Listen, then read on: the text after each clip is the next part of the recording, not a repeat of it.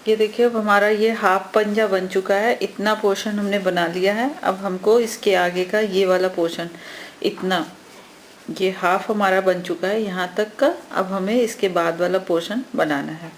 ये फिनिश करने के बाद जब ये पंजा हाफ वाला ये इतना फिनिश हुआ तो हमारे पास ये 13 फंदे बचे थे। अब इसके दोनों तरफ, इस तरफ और इस तरफ, यहाँ से ये जो जहाँ से हमने शुरू किया था, यहाँ से पूरा यहाँ तक और इस जगह से इस जगह तक हमें फंदे उठाने हैं।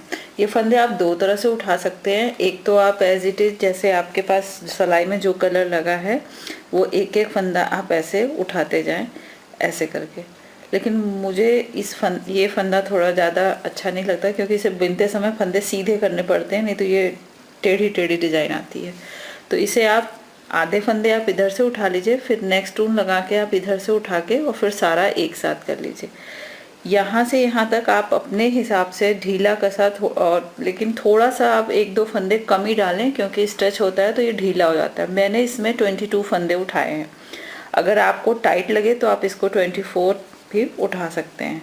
हालांकि इसकी जितनी कैपेसिटी है उतने, लेकिन 2-3 फंदे आप इसे बढ़ा के उठा सकते हैं। ये हमारे 13 फंदे हैं, अब हमें 22 फंदे उठाने हैं। तो जैसे हम नॉर्मली फंदे उठाते हैं वैसे ही ऐसे स्टिच के अंदर सिलाई डालेंगे, ऐसे पीछे से ऊन लेके, ऐसे 1, फिर ये 2, ये 3, बराबर बराबर इक्वल दूरी पे बढ़ाएं, डिस्टेंस पे, जिससे कि वो चुन्नट सी जो पड़ जाती है वो ना पड़े।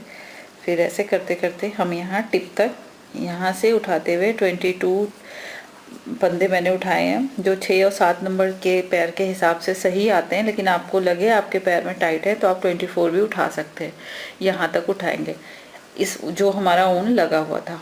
अब दूसरी तरफ से आप या तो आप इसे बिन के वापस इधर से आ जाइए, लेकिन फिर एक सिलाई एक्स्ट्रा हो जाती है, आप वैसे भी कर सकते हैं। लेकिन ज़्यादा बेहतर होगा कि आप यहाँ से दूसरी सिलाई लगा के आप ऐसे दूसरा ऊन लगा के और आप यहाँ पे ये ऐसे जॉइन करके यहाँ पे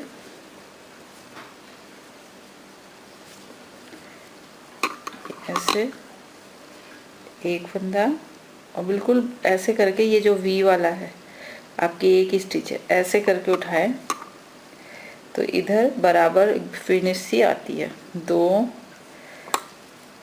3,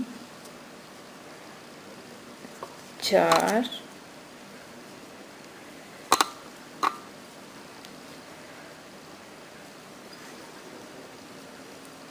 5,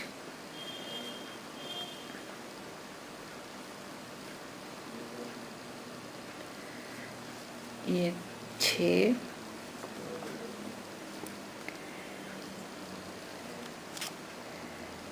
ये 6। इस तरह से ये पूरा उठाते हुए आप यहाँ पे आ जाएंगे।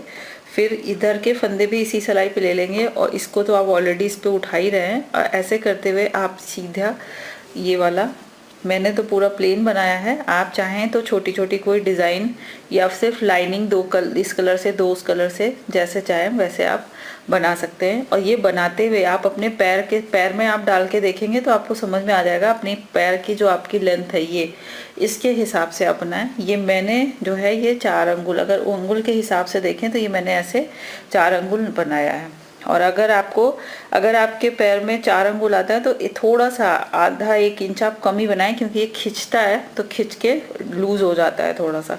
तो आप ये ऐसे बनाएं, पैर में डाल के अपने पैर की लेंथ के हिसाब से आप इसको बना लें।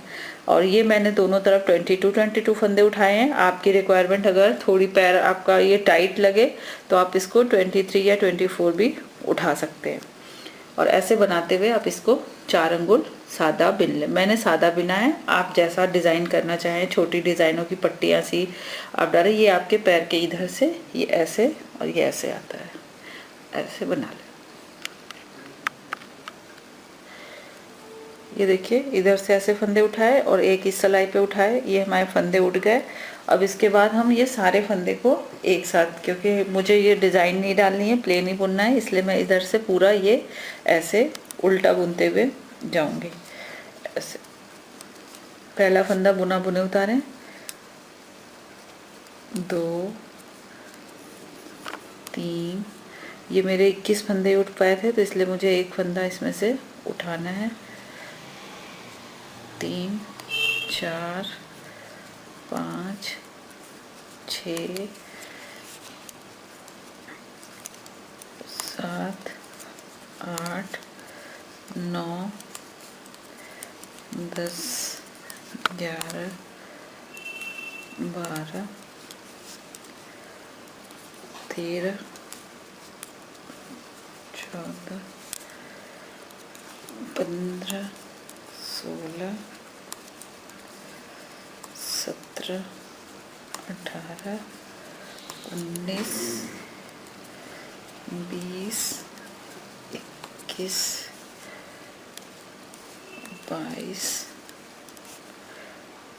22, ये 22 फंदे जो हमने उठाए थे, जो हमने 22 फंदे उठाए थे वो ये हैं, और जो 13 फंदे हमारे पास पहले थे इनको सबको, और जो इधर उठाए थे ये सबको, तो 22 22 20 42 और 13 ये 13 ये, तो ये पूरे हम मिला के एक सिलाई पे बिन के सीधा उल्टा का 4 अंगुल का हम बिन लेंगे। अगर आपने डिज़ाइन डालनी है तो आप डिज़ाइन डाल के पूरा बिन लेंगे।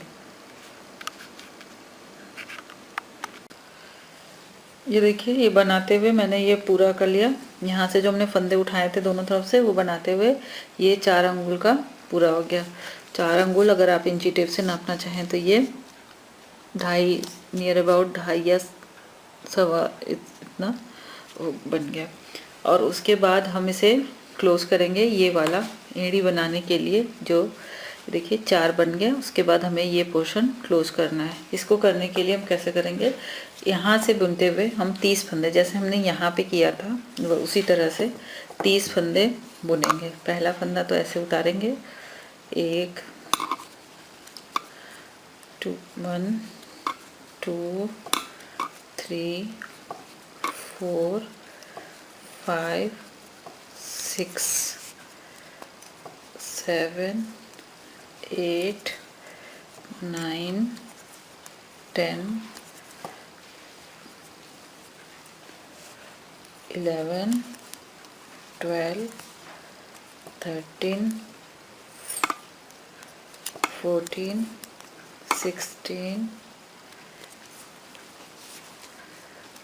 17 18 19 20 21 22 23 24 25 26 27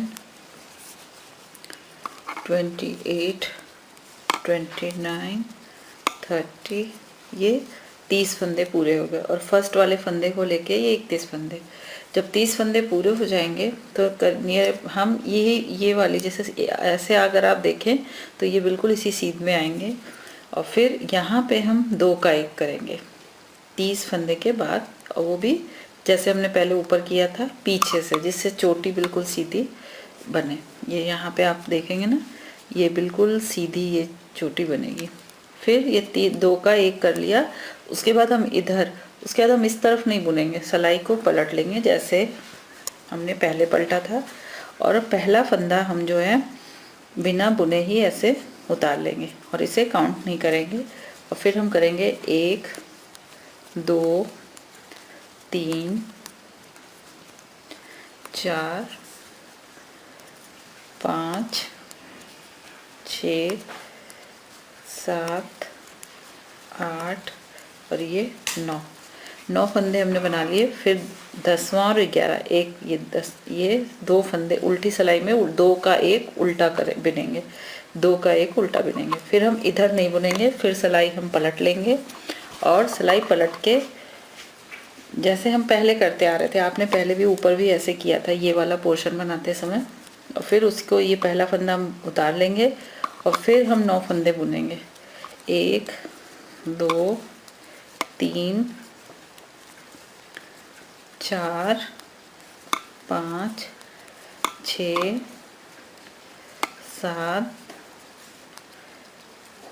8 और ये 9, ये हमने 9 फंदे बुन लिए। फिर ये 10वां फंदा और एक इधर का फंदा, दो फंदे, दो का एक सीधा बुनेंगे, ये ऐसे लिया और इसे पीछे से ऐसे करके ये दो का एक बुन देंगे। इसी तरह करते हुए ये देखिए, इसी तरह हम करते हुए सलाई पलट पलट के एक बार इधर से लेंगे, एक बार इधर से लेंगे और बीच के फंदे 9 ही रहेंगे जैसे यहाँ पे थे, जैसे इस जगह पे थे। और ऐसा करते हुए आप जब मोजा कंप्लीट हो जाए तो एक बार अपने पैर में डाल के देख लें आपके ये पैर की लेंथ के बराबर हो जाए। उसके बाद आप इसी तरह हर एक बार इधर से एक बार इधर से लेते हुए आप ये पूरे फंदे कवर करेंगे। लास्ट में आपके 13 मतलब ये कुल 59 फंदे हो गए थे। दोनों तरफ से हमने 23 फंदे उठाए थे और 13 बचे थे, तो कुल 59 हो गए थे। अंत में 13 फंदे तो जो हमारे थे, जहाँ से हमने शुरू किया था यहाँ से 13, वो तो बचेंगे ही। उसके बाद हम देखते हैं फिर हम क्या करते हैं।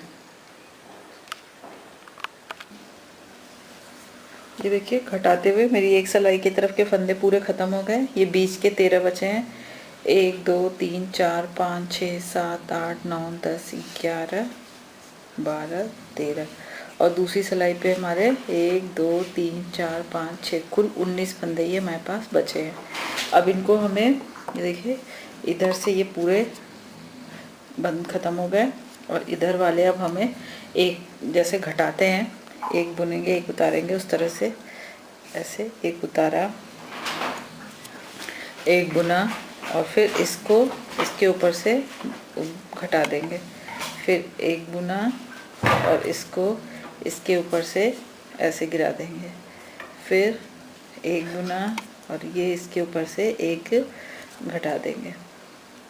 ऐसे करेंगे, ये ऐसे, और ये टाइट करते जाएंगे जिससे कि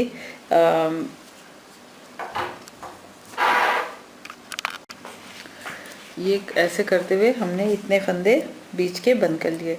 और यहाँ पे जब हम आएंगे, जैसे हम पहले घटा रहे थे कि 10वें फंदे को उधर से करके पीछे से, तो यहाँ पे हम वैसे ही कर लेंगे, दो का एक ऐसे पीछे से सिलाई डाल के ऐसे कर लेंगे, फिर इसे ऐसे उतार देंगे और इसी तरह जैसे हम पहले कर रहे थे उसी तरह दो का एक करते हुए ये ऐसे एक बिनेंगे, एक उसके ऊपर से उतारेंगे और इसके ऊपर से ऐसे करेंगे। इस तरह से करते हुए हम पूरे फंदे घटा देंगे ऐसे।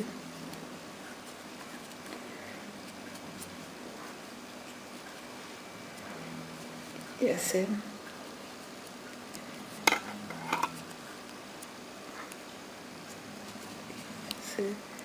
अब इसे बुनेंगे, इसे लास्ट वाला फंदा है इसको भी ऐसे करके घटा देंगे और ऊन तोड़ के ये ऐसे कर लेंगे।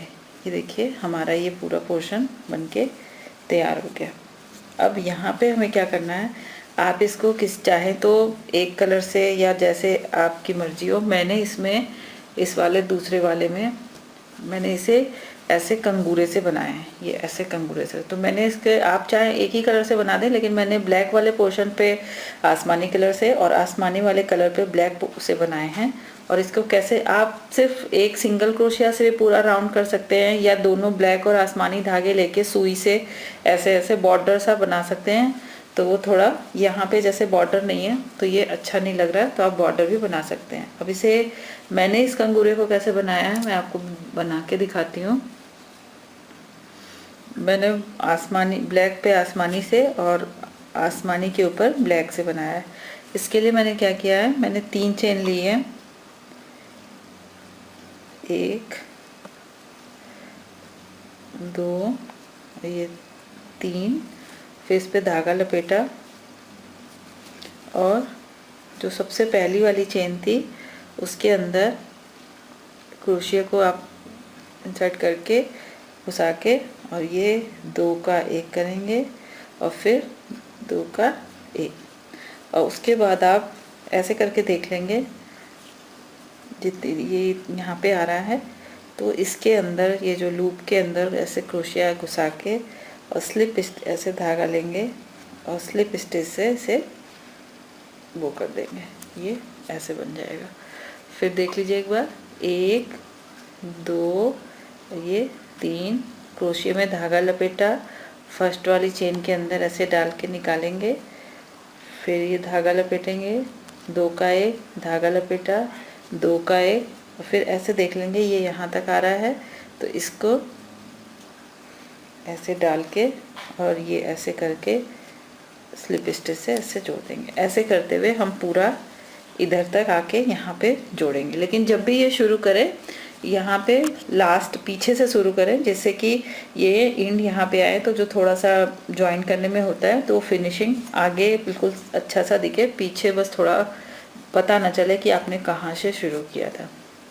तो ये हमारा स्लीपर बनके तैयार हो गया। इसको हाँ एक चीज़ मैं और दिखाना चाहूँ, लेकिन ये कोई ज़रूरी नहीं है कि आपका भी सेम साइज है, क्योंकि आपका ऊन कैसा है, सिलाई कैसी है और आपका हाथ ढीला टाइट कैसा है, उसके हिसाब से इसकी पूरी लेंथ अगर हम नापें तो ये 7.25, ये पूरा 7.5 आता है।